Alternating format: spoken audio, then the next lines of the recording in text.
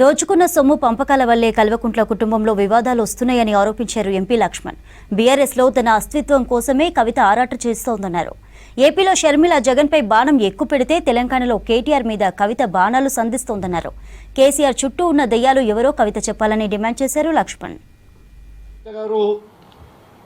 రేఖ రాసింది వాస్తవమే, అంటే వారు లేవనెట్టిన అంశాలు అంటే కేసీఆర్ గారు కలలేని పరిస్థితి, వారి కోటరి వారు దేవుడే కానీ వారి చుట్టూ దెయ్యాలు చేరారని వారి వ్యాఖ్యలు చూస్తూ ఉంటే కేసీఆర్ నాయకత్వాన్ని ఒప్పుకుంటాను, కేసీఆర్ నాయకత్వం కింద పనిచేస్తాం అంటూనే పరోక్షంగా ఇవాళ కేసీఆర్ ప్రతిపాదిస్తున్నట్టు కేటీఆర్ను సవాల్ చేస్తున్నట్టుగానే ఇవాళ కవిత గారి లేఖాస్త్రం స్పష్టమవుతున్నది.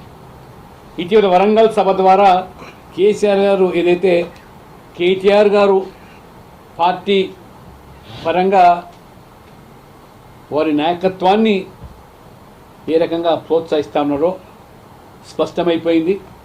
అందుకనే ఇవాళ కవిత గారు మరి కేటీఆర్ గారి నాయకత్వంలో పనిచేస్తాను అంటేనే అంటే కేటీఆర్ నాయకత్వాన్ని నేను అంగీకరించని చెప్పకనే చెప్తా ఉన్నాను.